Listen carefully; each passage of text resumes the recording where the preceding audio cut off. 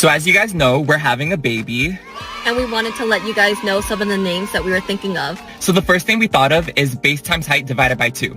We really like that name because we can nickname our kid Base since they're the base of our new family and love for each other. Huh, babe? Another name that we were thinking of was Global Positioning System, GPS for short, because without this child, we'd be really lost. Exactly. Having a kid really helps you find your way. The third name we thought of is Accident.